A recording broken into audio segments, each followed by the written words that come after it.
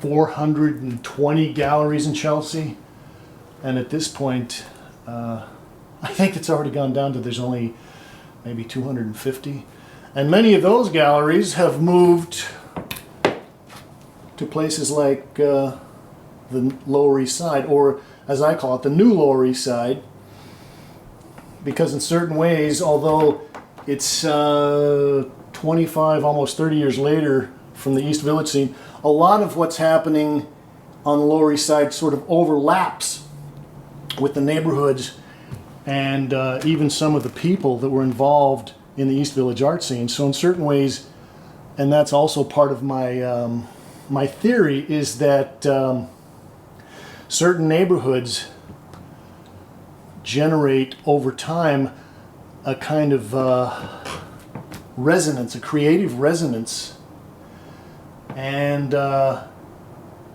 that resonance continues to echo down the hallways of history, and these things sort of end up being recycled. And one of the interesting things about the Lower East Side East Village was that that was all kind of riding on the back of what was known as 10th Street. And 10th Street was important because that was a street at one time in the late 50s or the mid 50s. William de Kooning, Pat Pasloff, Milton Resnick, Alfred Jensen, Harold Rosenberg, and a whole bunch of cooperative galleries started on East 10th Street, and they were even called the 10th Street School. And that was probably the end phase of abstract expressionism and action painting.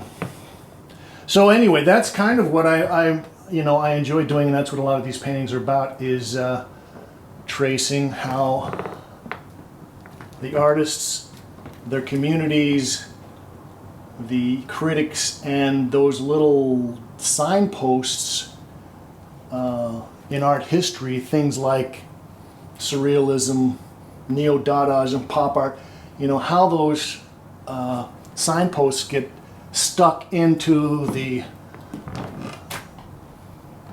thing, the trail, the flow of art history, and actually stay there, because I guess there are a lot of people that are trying to establish different things all the time. Some things stick, some things don't stick. One of the things that's interesting for me, in certain ways it relates to painting, in that as I make a painting like this, some things will get covered over by paint as the time goes on, and other things will stay. Some colors are going to stay brighter, some won't. Some blobs of paint get wrinkly and puckered, some don't. So in certain ways I find the use of paint to record the history of painting a very poignant, analogous form to kind of create that with. And I'm having a lot of fun with it. Anyway, I don't know what else to say. I guess that's pretty much it. I could show you a few other things. Well, one thing I wanted to ask you was, yeah, ask away. What's your history with these paintings? Like, what made you decide that you wanted to make paintings like this? Well, I spent probably about 20 some odd years, maybe 25 years, making paintings that were basically figure paintings, kind of cubistic figure paintings, dealing with homeboys, people that I'd see in the streets, kids playing, and some of them had kind of satirical comments about the art world. But at some point, I guess it was after I had a family and started kind of nesting here in Brooklyn, I wasn't really out pushing things in the New York art world, and I had a private deal that I was working with in Europe, and so in a lot of ways I spent about 10 years just making those paintings and shipping them to Europe, and we were sort of getting along that way.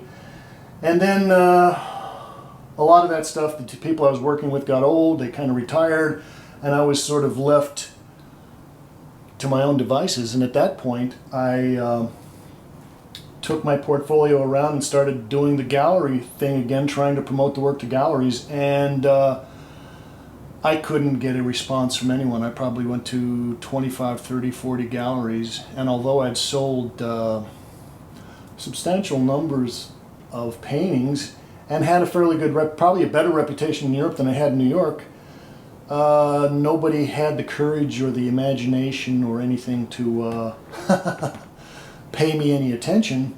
So at that point I kind of said, well, if you don't like what I'm doing, screw you, I'm just going to go and do what I want to do that I've been interested in doing. And so at that point I kind of went into a crisis for about 3 or 4 years trying to decide what I would do. Well, I knew what I wanted to do, but the question was, how would I do it? And so at that point I started working with maps and collecting names of artists. That was about the same time that I started writing art criticism, so we're talking about the mid-late 90s. And but it took me probably about 4 years before I was able to really get some paintings finished that were able to develop the ideas that I had in a way that I could actually make interesting paintings, nice compositions, and that other people would be interested in. And of course I tried to get other people interested in those to no avail, but at that point I just sort of turned my back on the art world in a lot of ways. I started concentrating a lot on just what was happening in Brooklyn because I thought that Williamsburg at the time was probably one of the most creative cauldrons of activity, artistic activity in the world. And I was very lucky to be involved with the Brooklyn Rail at that time. And so the one thing led to another, and so probably I've been working on the map pieces at this point probably for about 15 years. And finally people are starting to pay attention a little bit, and I've had a couple of fairly well received shows in the last 2.5 years.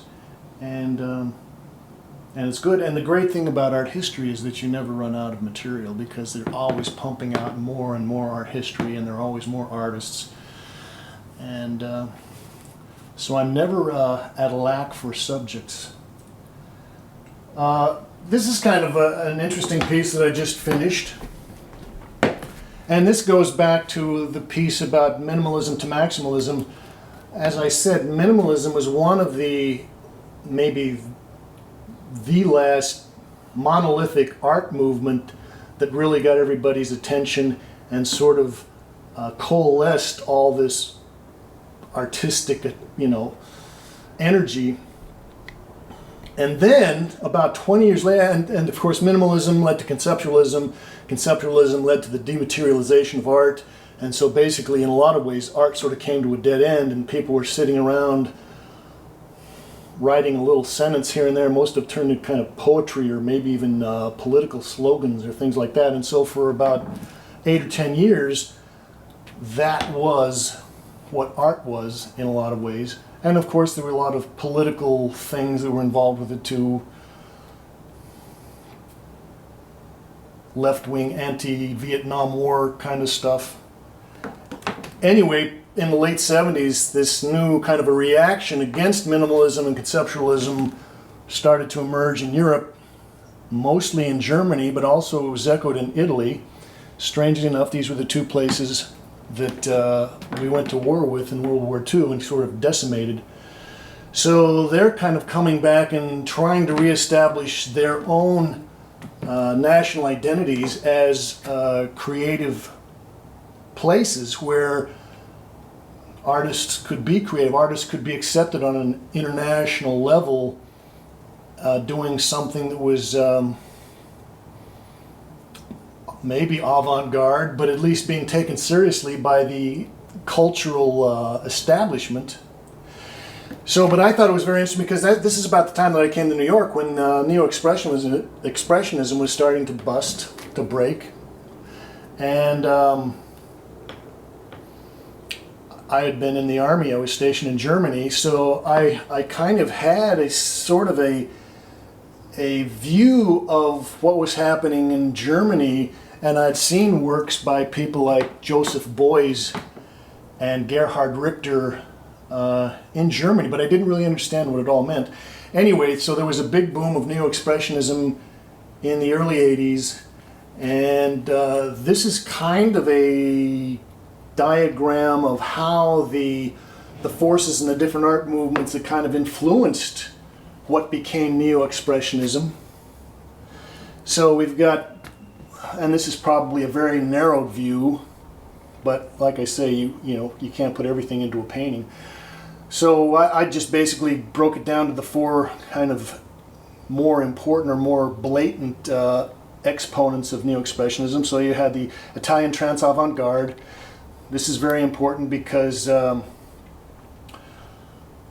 Achille Bonito Olive wrote the book called Trance Avant-Garde and organized a couple of exhibitions and basically started promoting the three C's, which were Francisco Clementi, Sandro Chia, and Enzio Cucchi, as the break away from minimalism. Just as minimalism broke away from Neo-Expressionism, now you had kind of a reinstatement of a kind of expressionism sort of breaking away from minimalism. And the German version of it, where people were known as the Neue Wilden or the Heftig painters, the new beasts or the new fauves or the heavy painters, and that was a group of people like George Baselet, Marcus Lupertz, Anselm Kiefer, Rainer Fetting. France had its own version, which I actually kind of liked, and in certain ways the French version related to the American street artists and some of the other neo-expressionists like Jean-Michel Basquiat and Keith Haring. But their group was known as the Figuration Libre people, and that was Robert Combas, René Blanchard, Harvey De Rosa, Francis Barrault. I was actually lucky enough, I showed with a gallery in Paris that actually had some shows with those people. And then you had the American version, which probably was led, and the most recognized artist of that group was Julian Schnabel, but it also included people like Eric Fischel, Elizabeth Murray, David Solly, and Jonathan Borofsky. But before you could get to that point, there were also a lot of other people, a lot of other movements who were sort of influencing these people. So the Energists, that was kind of a title that was given to the American version. They were influenced by the abstract expressionists and by the Neo-Dada people, and the Neo-Dada people were Jasper Johns and Reichenberg and Kine Holtz and Larry Rivers, and the pop artists. And each one of these groups, in essence, has its own roots in different art movements. And when you start to see how all of these little movements and all of these artists are actually part of a matrix, I think, well, it's interesting for me just to sort of trace the phylogeny of art, and then to try to convert it somehow into a composition that will make it understandable for the ordinary person. Anyway, any other questions? Well, I did want to talk to you a little bit about how you came to get into doing your film interviews and stuff.